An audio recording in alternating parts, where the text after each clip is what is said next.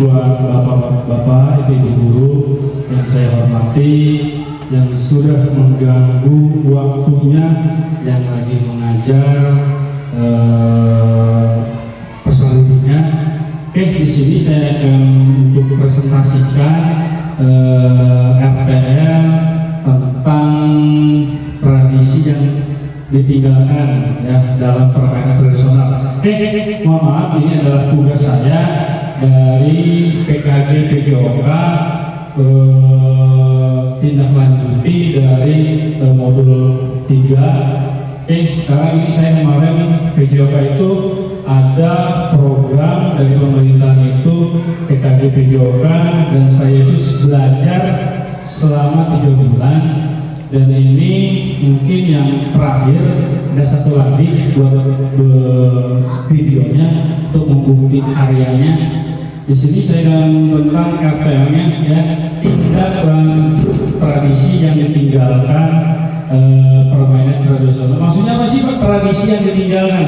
Karena selama ini saya lihat peserta didik itu meninggalkan tradisinya dalam permainan tradisional.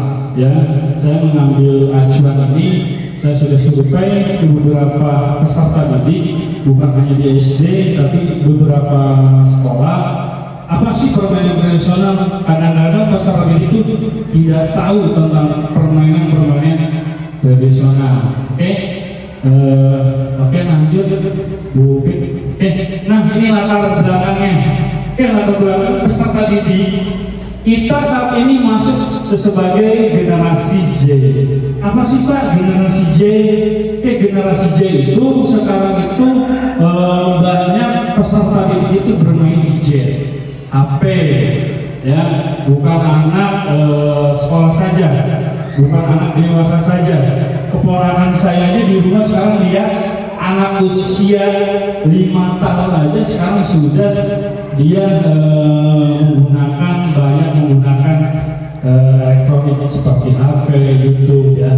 Jadi tidak beda dengan zaman kita dulu. Kalau zaman kita itu zamannya generasi milenial. Apa sih generasi milenial? Yang itu dia banyak kita bergerak untuk mencari tahu apa yang belum tahu menjadi tahu. Generasi Z yang menerima arus informasi secara cepat melalui media internet yang tadi saya bilang. Sebagai informasi ini mengandung nilai-nilai yang kadang tidak sesuai dengan nilai tradisi luhur Indonesia.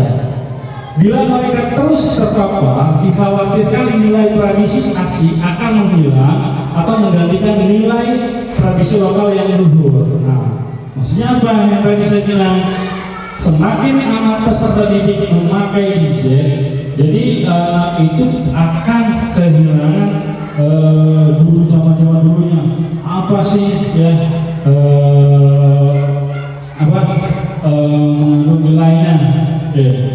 Jadi dikhawatirkan tradisi asing itu akan masuk ke kita. Lanjut. Bermain tidak lagi menjadi aktivitas fisik yang menjadi tumbuh kembang anak tadi, ya, menjadi aktivitas fisik. Jadi sekarang itu olahraga itu jarang anak-anak itu bermainnya HP, boro-boro anak-anak, orang tua aja sekarang kita udah mager. Lihatnya apa? Lihat Dakot, ya, film Korea itu zaman sekarang. Dimainkan dengan game online. Nah, permainan yang sekarang dimainkan banyak game online. Nah, saya lihat banyak game online. Lihat setiap nongkrong anak-anak masih bermain HP-nya sudah gini. Itu yang termasuk generasi Z. Penjas Orkes merupakan bagian integritas dari pendidikan secara keseluruhan, memiliki peran dalam membina pertumbuhan fisik, mengembangkan psikis, serta keterampilan motorik, pengetahuan dan penghayatan nilai-nilai pembentukan pola hidup sehat. Jadi olahraga itu sekarang kalau kita dihilangkan olahraga, ini pengembangan psikisnya, keterampilan motoriknya udah hilang kalau kita terlalu banyak bermain gadget. Lanjut, pembentukan pola hidup sehat. Permainan tradisional ini dapat dalam pembelajaran visual ini dapat membantu anak dalam realisasi pembelajaran berbasis proyek kaitan dengan PJOK. Maksudnya apa sih?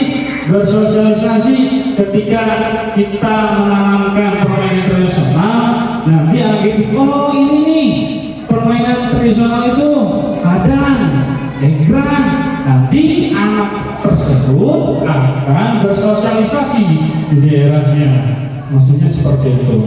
Pembelajaran berbasis proyek dengan PJOK berbasis KBS ya, sebagai akan dengan program P5. Nah ini sekarang ada P5, program P5 kedua bermakna kearifan lokal dengan mengangkat tema proyek permainan tradisional ya, jadi P5-nya dengan kearifan lokal. Oke, lanjut. Nah, tujuan program saya ini ada apa? Satu, menumbuhkan rasa penghormatan terhadap keanekaan keragaman budaya. Maksudnya apa sih menumbuhkan rasa penghormatan terhadap keanekaragaman budaya? Jadi anak tersebut akan menghormati dalam budaya-budaya yang sudah hilang, menjadi sekarang kita dikembangkan kembali, menumbuhkan rasa ya, atau menghormati permainan-permainan yang dulu. Dua, melestarikan permainan tradisional. Kita ngikut.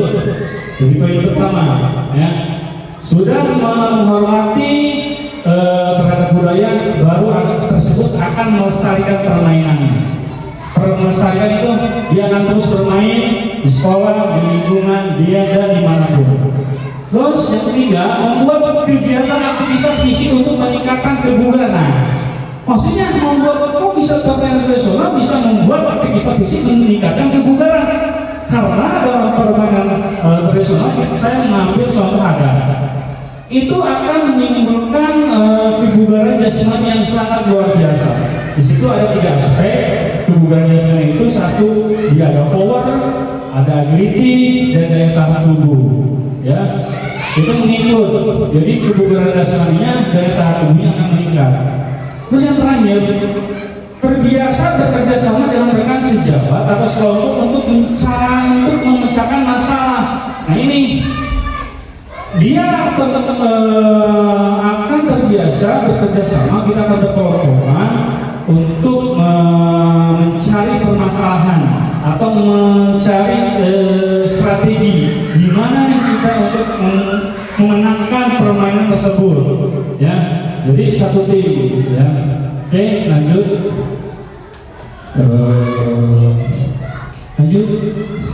Oke. Nah, ini capaian yang diharapkan. Capaian yang saya harapkan itu ada 3. Satu, pengenalan. Itu aktivitas untuk membantu siswa dapat terlibat aktif. Maksudnya apa nih? Pengenalan aktivitas untuk membantu siswa dapat terlibat aktif. Saya nanti akan membuat itu anak peserta saya akan diincludekan.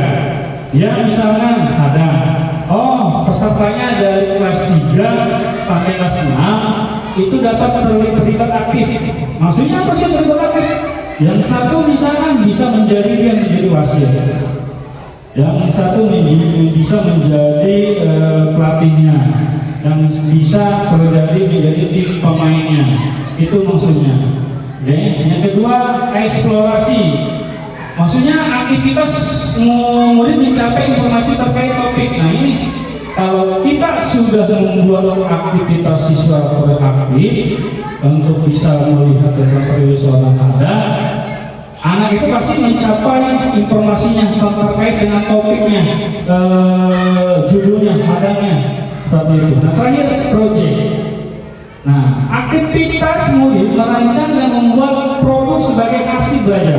Nah ini semua mengikut anak-anak sudah bisa terlihat aktif, aktivitas mencapai informasi yang terkait. Kalau informasi terkait ini seperti ini, dia akan membuat proyek. Itu proyeknya apa? Dia akan bisa merancang. Oh kita bikin permainan seperti ini loh di kampung misalkan. Kamu harus membuat hasilnya seperti ini.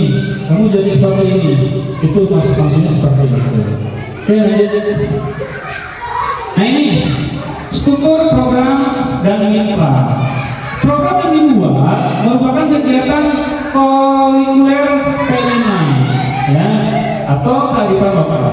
Dan siswa dapat belajar tentang kearifan lokal dan menghargai warisan tradisional melalui kegiatan permainan hadang. Jadi saya diterapkan permainan hadang itu dimasukkan dengan P5 nantinya. Makanya saya ini kenapa saya salah hadang karena memang sekarang apalagi saya sudah beberapa ikut pelatihan olahraga tradisional. Jadi saya pengen olahraga tradisional ini berkelanjutan di kampung atau di SDN semua masuk Sosija ini. Oke, 2. Pelaksanaan kegiatan kurikuler akan diadakan pada kelas meeting pada semester 1 bulan Desember. Rencana saya nih. Kalau ketika habis selesai PAS, saya pengennya mengadakan kelas meeting pada semester 1 di bulan Desember. Ya, rencananya seperti itu. Dia jadi anak aktif ketika kegiatan festival anak itu paham. Contoh kalau kemarin kita ikutan tentang festival olahraga tradisional, jadi di sekolah kita nggak tahu apa-apa, tapi alhamdulillah sekarang anak-anak sudah tahu. Oke, jawaban betul. KSB yang menjadi fasilitator adalah komunitas. Nah, komunitas itu apa? Ini kita belajar ya. Terus praktisi BBM, apa sih BBM? Belajar bergerak menyenangkan. Oke, yang terdiri dari beberapa guru kelas dan guru mapel dalam pengaruhan publis. Nah, ini saya biasa berkolaborasi ya sama guru kelasnya. Guru kelasnya itu apa sih? Ya, misalkan wali kelas sebagai koordinator atau sebagai panitia ya, peserta didiknya dalam pihak berasal dari siswanya. Jadi kita merangkul guru kelasnya, guru mapel lainnya untuk mengajak kolaborasinya. Oke, lanjut. Nah, ini yang kemarin saya belajar selama 3 bulannya aset. Saya juga baru tahu ya aset. Kapasitas apa sih yang dimiliki sekolah? Saya cuma mengambil 3 aset saja. Sebenarnya ada 7 aset. Ya. Tapi yang saya amati di sekolah kita cuma hanya 3 aset. Aset apa? 1, aset manusia. Manusia itu apa sih asetnya? 1, kepala sekolah. Itu jelas kepala sekolah. Sekolah sebagai apa? Pembina, pembimbing atau orang dalam memberikan izin atau koordinator sebagai penanggung jawab kegiatan. Anggotanya apa? Berarti sebuah guru dan staf membantu jalannya kegiatan dan siswa. Itu aset manusianya. Ya, misalnya aset manusia apa sih? Nah, ini ibu aset manusia ini orang. Ya, orang. Jalan guru bisa apa? Komite kelas, itu aset manusianya. Oke, ada lagi aset fisik. Nah, ini saya lihat aset fisik di sekolah ini apa aja? 1, dia mempunyai jaringan. Ya, 2, laptop, pasti jelas. Laptop itu apa kegunaannya? Untuk mencari informasi dan publikasi. Pemanfaatan, sudah ada 2, pemanfaatan halaman sekolah itu termasuk aset fisiknya. Ya, dan alat peraga olahraga untuk kegiatan. Nah, ini saya lihat alat olahraga di sekolah ini luar biasa sekali asetnya dibandingkan dengan sekolah-sekolah lain. Banyak sekolah lain itu memodifikasi alat olahraganya, tapi alhamdulillah di sini luar biasa. Ada sound, ya sound system. Ada lagi ruang kelas dan persiapan peserta didik. Ini adalah aset fisiknya. Oke. Dan terakhir, nah ini aset finansial. Apa aset finansial? Pendanaan dari dana bos kita, nama maksudnya. Oke, itu lanjut. Nah, ini rencana evaluasi saya ada 4 tahapan. Evaluasinya secara menyeluruh dilaksanakan setelah pelaksanaan selesai. Apa yang sudah baik dan apa yang harus ditingkatkan melihat dari umpan balik murid. Nah, maksudnya apa sih? Ketika saya melakukan kegiatan, pasti saya harus ada umpan baliknya. Oh, anak itu kekurangan apa? Saya kurang ini. Oh, misalnya permainannya kurang menyenangkan. kita harus berpikir lagi seperti itu. Mendokumentasikan proses kegiatan main murid berupa video dan foto. Nah ini ya, jadi anak itu mendokumentasikan proses kegiatan ya, untuk diajarkan untuk dipublikasikan nantinya. Oke, mencatat hasil pengamatan tentang kebiasaan bekerja sama dalam tim ya. Dia akan juga harus bisa lihat nih, oh kerjasama timnya enggak nih, bagus ya nih, seperti itu. Oke, berupa pensioner atau wawancara. Wawancara berarti nanti kita mengisi biasanya KPD-nya suruh pengisian atau wawancaranya anaknya, kemudian merasa video sudah wajar bersama peserta ini gimana, ketika pembelajaran ini menyenangkan, kamu bilang menyenangkan, kata seperti itu. Oke, lanjut. Nah, kemungkinan pasti ada tantangan, kegiatan pasti ada tantangan.